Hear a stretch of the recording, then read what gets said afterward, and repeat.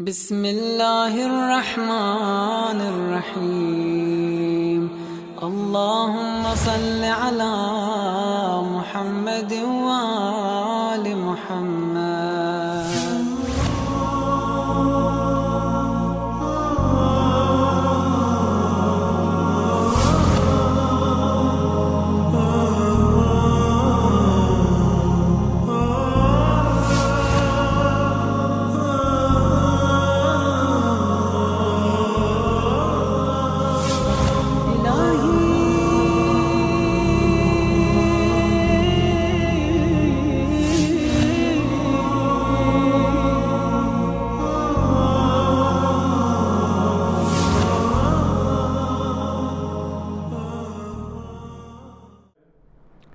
أعوذ بالله السميع العليم من الشيطان اللعين الرجيم. بسم الله الرحمن الرحيم.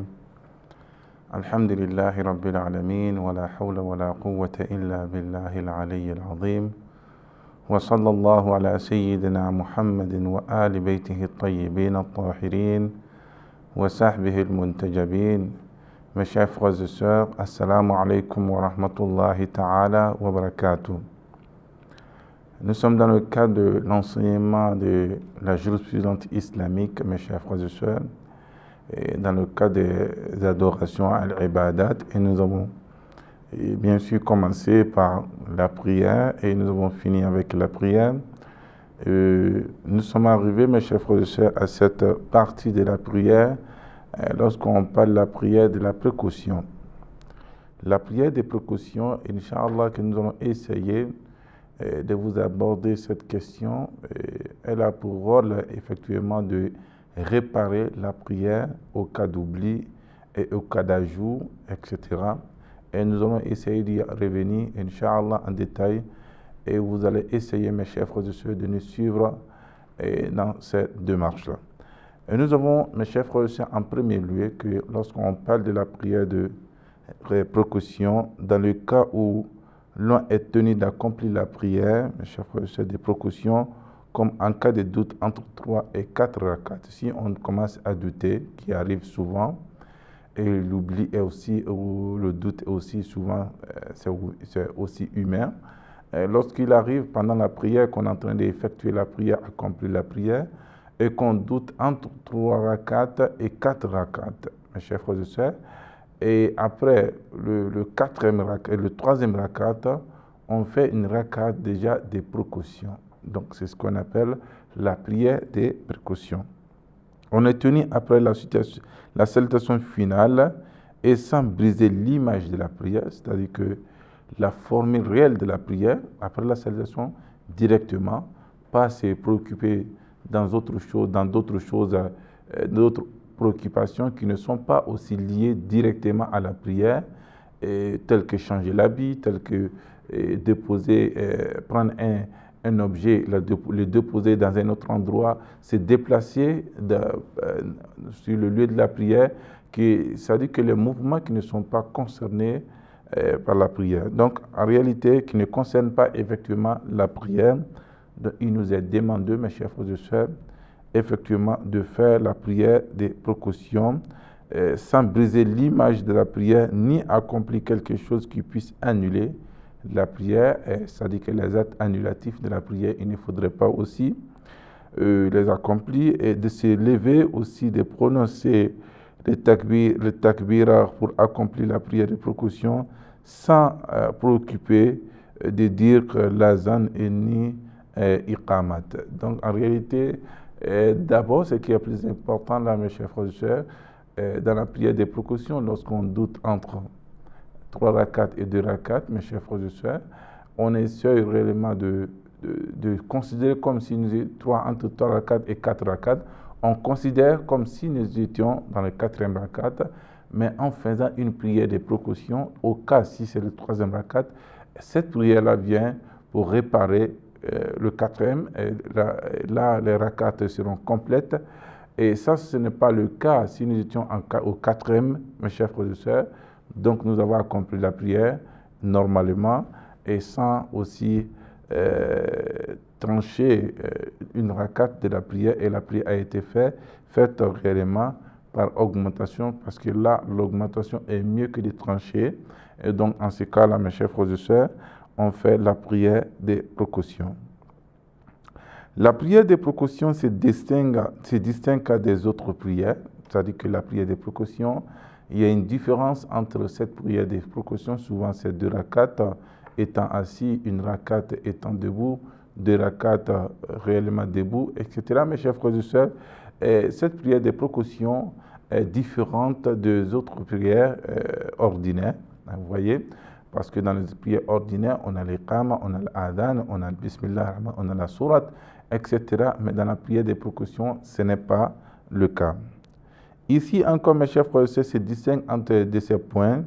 D'abord, l'intention qui n'est pas formulée de vive voix. L'intention n'est pas formulée de vive voix parce que de l'autre côté, oui, la prière ordinaire, nous pouvons formuler l'intention à vive voix comme de ne pas le faire. Mais ici, là, nous sommes exigés et il nous est exigé, mes chers frères et sœurs, de faire l'intention, de formuler l'intention à voix basse, à l'intérieur, dans son propre intérieur.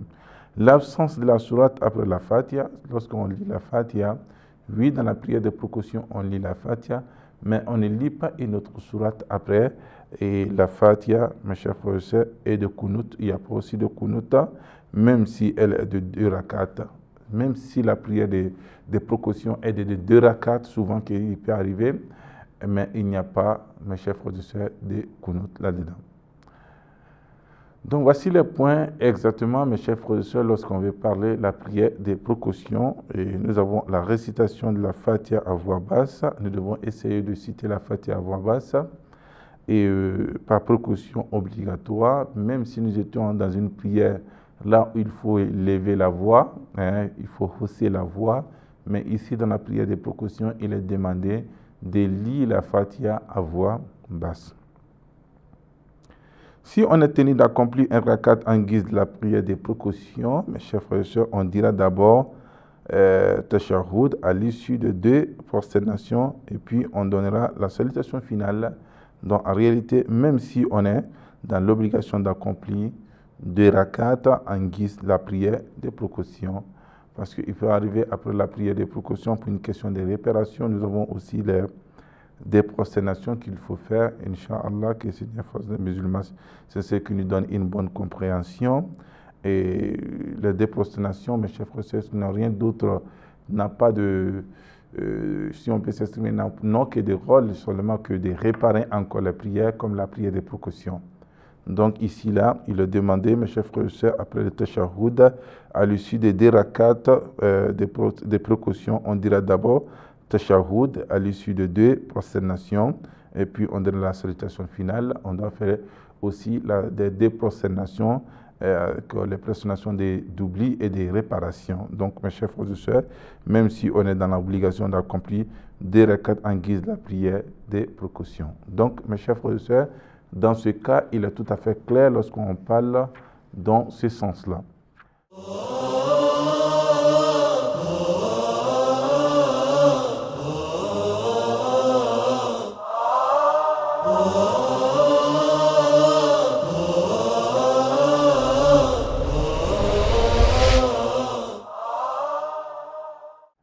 Le tashahhud et la salutation finale doivent être prononcés à la fin, mes chers frères et sœurs, du second rakat, comme d'habitude.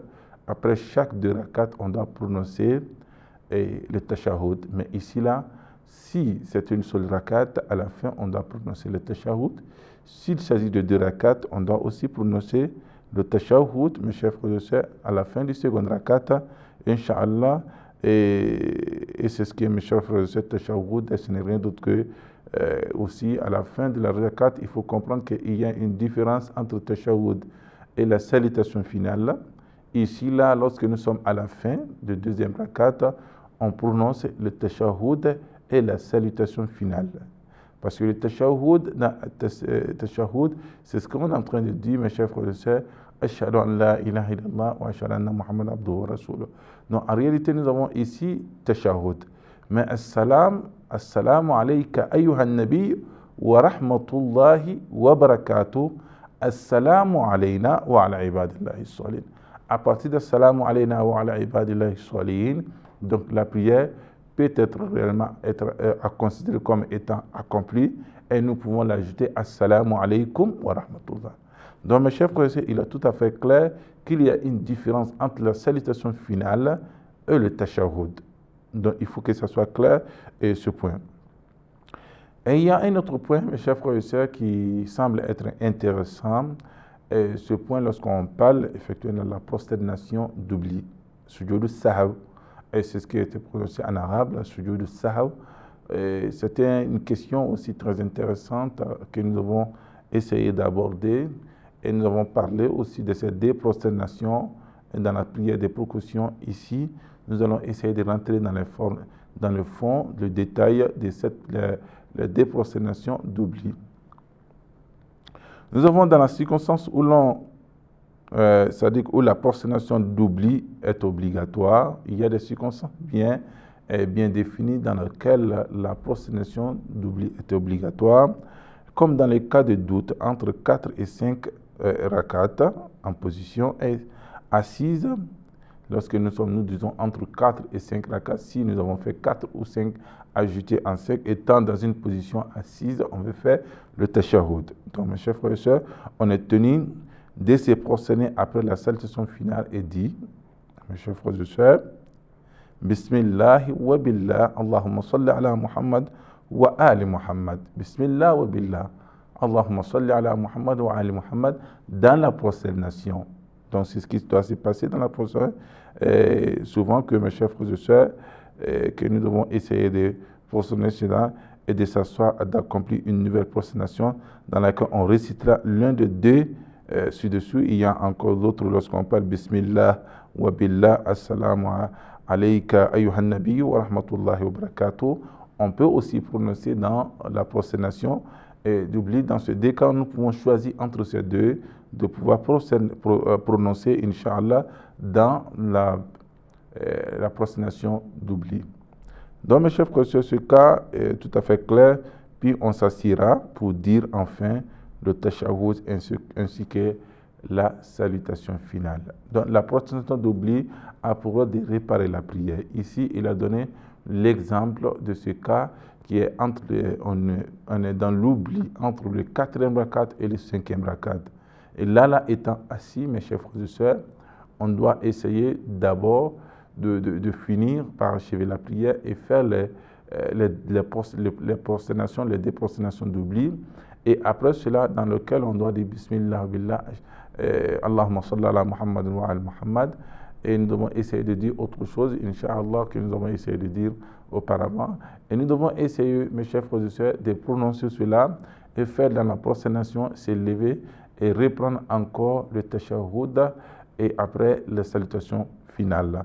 Et ainsi faite, la prière est réparée, mes chers frères et sœurs. Il est important aussi que nous puissions encore vous parler de les cas où la prosternation d'oubli est obligatoire. Il y a souvent que la prosternation d'oubli, dans le cas précis, devient alors obligatoire pour nous, mes chers frères et sœurs, et nous allons essayer de vous citer ces cas-là. Obligation, on parle, mes chers frères et sœurs, parler pendant la prière de façon inadvertante, c'est-à-dire que pas avec la volonté, on parle dans la prière, prononcer des verbes, Inch'Allah, dans la prière. Mes chers frères et sœurs, il est tout à fait clair, lorsqu'on parle dans la prière, on doit faire la prosternation d'oubli. Oublier une prosternation pour s'en souvenir pendant ou après la génuflexion du rakat suivante.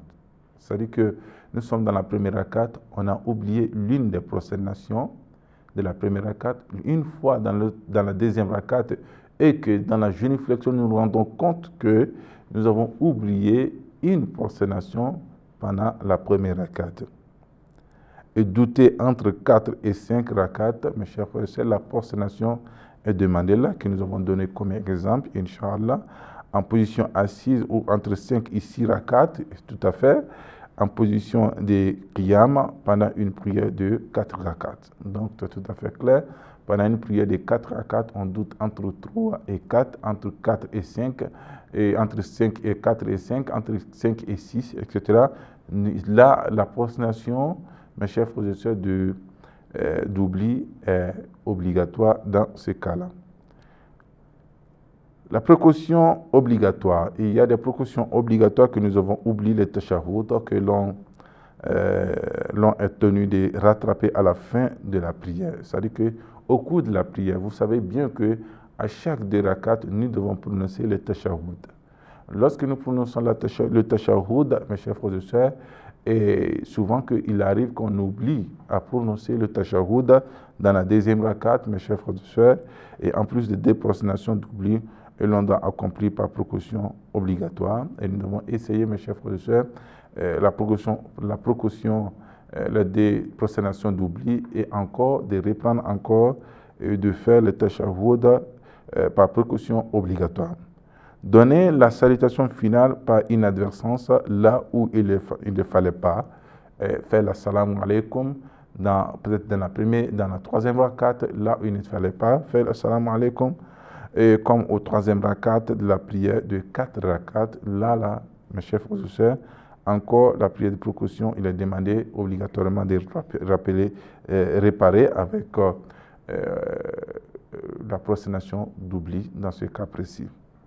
Nous avons aussi, mes chers frères et sœurs, la précaution facultative. La précaution facultative, là, mes chers frères et sœurs, due une partie de la salutation finale de la prière, là, il ne faut pas. Une partie de la salutation finale, mes chers frères et sœurs, souvent on est là en train de faire la prière et on se rend compte qu'on est en train de lire « Assalamu alayka ayyuha nabi ».